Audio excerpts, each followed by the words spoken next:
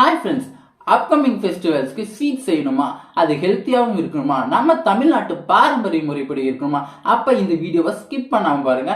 சிறுதானியங்கள் ஒன்னான திணையை வச்சு ஹெல்த்தியான ஸ்வீட் ரெசிபியான பாயசம் தான் செய்ய போறோம். அதுக்கு முன்னாடி நம்ம சேனலை சப்ஸ்கிரைப் பண்ணாம இருந்தீங்கன்னா சப்ஸ்கிரைப் பண்ணிக்கோங்க, பக்கத்துல இருக்கிற பெல் பட்டனை கிளிக் பண்ணிக்கோங்க. அப்படியே இந்த வீடியோ பிடிச்சிருந்தா ஒரு லைக் சிம்பிளை தட்டி விட்டு போயிருங்க.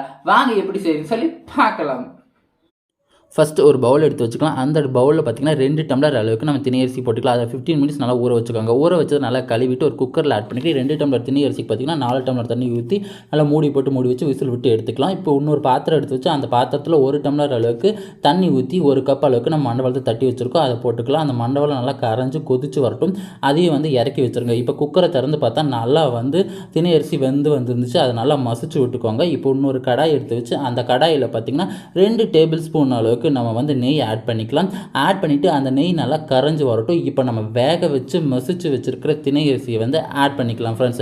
ஆட் பண்ணிவிட்டு ஒவ்வொரு கரண்டியாக எடுத்து போடுங்க. ரொம்ப கெட்டியாக இருக்கும். உங்களுக்கு நீங்கள் நெய் விருப்பப்பட்டு சாப்பிடுவீங்கன்னா இன்னும் கொஞ்சம் நெய் கூட ஆட் பண்ணிக்கோங்க. இப்போ நம்ம திணை அரிசி எல்லாத்தையும் எடுத்து போட்டாச்சு. இப்போ நம்ம கொதிச்சு வச்சு எடுத்து வச்சுருக்கிற மண்டவெள்ளை பாகு இருக்குது பார்த்தீங்களா, அதையும் ஆட் பண்ணிக்கோங்க. இப்போ திணை அரிசியும் அந்த மண்டவெள்ளை பாகையும் நல்லா கரண்டி வச்சு நல்லா மிக்ஸ் பண்ணி விட்டுக்கிட்டே இருந்தீங்கன்னா உங்களுக்கு சாலிட் ஸ்டேட்டில் பாயசம் ரெடி ஆயிரும். இப்போ நம்ம நல்லா மிக்ஸ் பண்ணி விட்டாச்சு. இப்போ கெட்டியாக சாலிட் ஸ்டேட்டில் உங்களுக்கு பாயசம் ரெடி. இப்போ நம்ம நட்ஸை ஃப்ரை பண்ணி எடுத்துக்கலாம் ஃப்ரெண்ட்ஸு. இதுக்கு ஒரு 3 டேபிள் ஸ்பூன் அளவுக்கு நெய் ஊற்றிக்கலாம். நெய் ஊற்றிட்டு முந்திரி, திராட்சை, கருப்பு திராட்சை நம்ம எடுத்துருக்கோம். முந்திரி நல்லா ப்ரௌனிஷாக ஃப்ரை பண்ணி எடுத்துக்கோங்க. கருப்பு திராட்சை ரெண்டையும் போட்டு அந்த நெய்யோடு அப்படியே அந்த பாயசத்துக்கு மேலே ஊற்றிங்கன்னு வச்சுக்கோங்க. பார்க்கவே ரொம்ப டெம்டிங்காக இருந்துச்சு. இப்போ நீங்கள் தேங்காய் விருப்பப்பட்டு சாப்பிடுவீங்கன்னா நல்லா பல்லாக தேங்காய் எடுத்து அதையும் நல்லா நெய்யில் வறுத்து அதில் போட்டுக்கோங்க. இப்போ நம்ம 1 கப் அளவுக்கு தேங்காய் பால் எடுத்து வச்சுருக்கோம். தேங்காய் பால் ரொம்பவே ஹெல்த்தியானது உடம்புக்கு.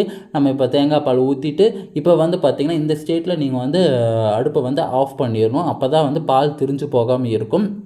ரொம்பவே ஒரு ஹெல்த்தியான திணை அரிசியில் பாயாசம் ரெடி. நீங்களும் உங்கள் வீட்டில் இது மாதிரி செஞ்சு சாப்பிட்டு பார்த்து எப்படி இருக்குன்னு சொல்லிட்டு கமெண்ட் பண்ணுங்கள். And then bye friends.